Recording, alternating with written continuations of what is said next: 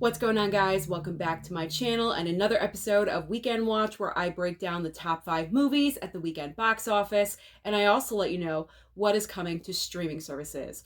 First off, before I get into the box office numbers, I want to apologize for the redness of my face because it's very hot and humid in Connecticut today, and I have to turn my fans off and my AC to record these videos. So unfortunately, if my face gets more red as the video goes on, that is the explanation. It's not about the box office numbers, it is humid. So let's get into the box office numbers.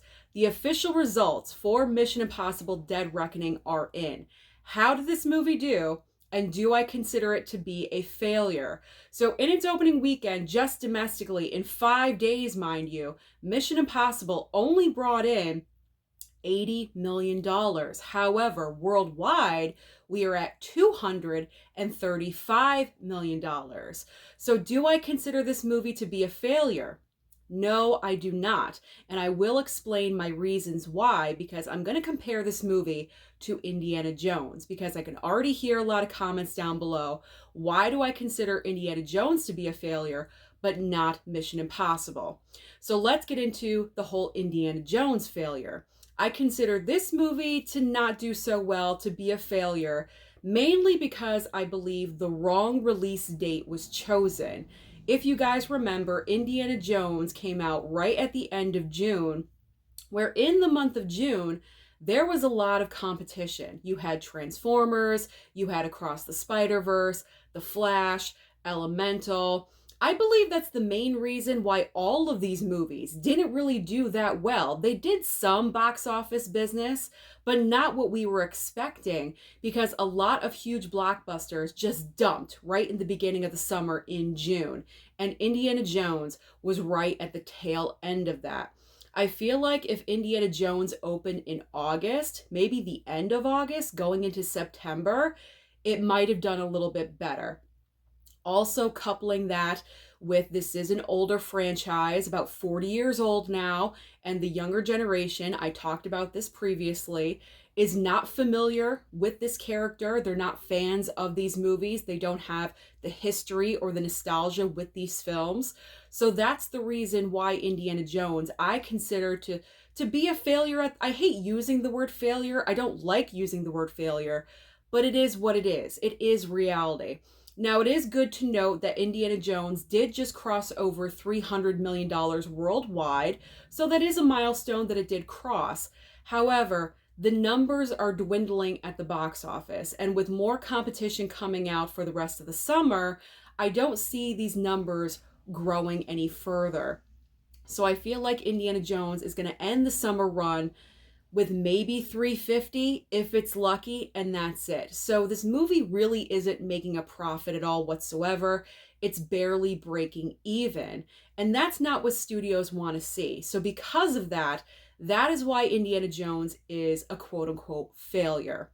Now let's talk about Mission Impossible and why I feel this movie is gonna make some money at the box office. This is a slow start. However, there isn't really a lot of huge competition moving forward, except for next weekend.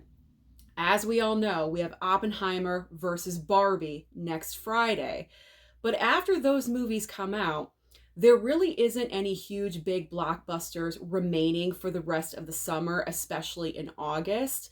You have some movies that might be considered competition, but in reality, they really are not.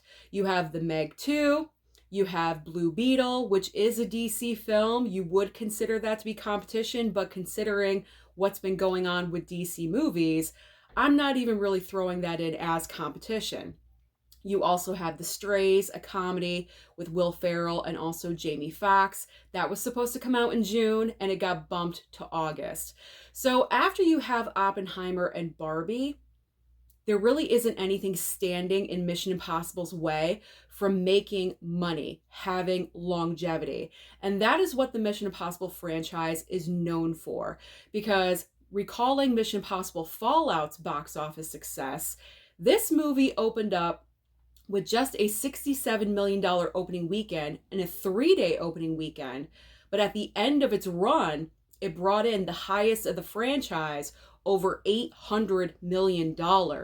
So I thoroughly believe that these three films, Mission Impossible, Oppenheimer, and Barbie, are going to own the rest of the summer. Because honestly, there really isn't anything standing in their way. It's just a matter of which movie is going to land on top week after week. So comment down below and let me know your thoughts about everything that I just mentioned. Do you agree with me about Indiana Jones, about Mission Impossible? Will it have the longevity to last throughout the entire summer and make that money? Let's talk about it. Let's have a conversation. But let's get into the rest of the top 5. So in second place, we have Sound of Freedom. This movie coming out of nowhere, this small film, bringing in $27 million. Now, this actually went up from last weekend because if you guys recall, last weekend it was in third place. I believe it brought in about $16 million and it brought in another $27 million. So that is pretty impressive. In third place is Insidious, The Red Door, last week's number 1, in third place with $13 million. In fourth and fifth place belongs to Indiana Jones and the Dial of Destiny, $12 million. As you guys can see, Insidious and Indiana Jones, just $1 million separating these films. These films are really in competition for some reason. Not really sure why, but I find it interesting. And rounding out the top 5 is Elemental with $8.7 million. So what is new at the box office this coming weekend? I already mentioned it, but let's talk about it one more time. It is Oppenheimer versus Barbie. This is the ultimate box office battle of the entire summer movie season. This has become literally a phenomenon. It created its own nickname, Barbenheimer. That is pretty impressive. T-shirts are being sold. This is absolutely incredible. And because of such a phenomenon that this has become, I'm predicting the box office for either one of these movies is going to be over the moon. I'm seeing these numbers being very high for both of these movies. And that's what makes it exciting because you're not really sure which one is going to land in first place. So this is where the excitement of the box office comes in. When you have so many films that are in contention, any one of them could take number 1 at any time. So I'm really looking forward to seeing which one of these is going to be number 1 this time next week when I'm talking to you. But if you're not interested in a huge blockbuster, there is an alternative. We have alternative programming. Another brand new release is called Cobweb. This is a smaller horror film. The plot does sound a little bit interesting, so you may want to consider seeing that one as well. So what is new on streaming? Because as I always say, there's always options on streaming for you. So over on Netflix, we have Sweet Magnolias Season 3, and also They Cloned Tyrone.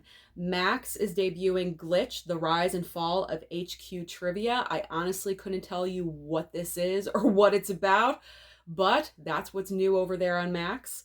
Hulu is debuting The Ritual Killer and also Praise PD. Amazon Prime is debuting Unseen. Paramount Plus, I think I'm interested in this one. I might check this one out. It's called Special Ops Lioness. And finally, over on Apple TV Plus, we have Stephen Curry, Underrated. So that is everything happening at the box office and also on streaming. So like I said, comment down below and let me know your thoughts about everything that I mentioned concerning Mission Impossible and also Indiana Jones.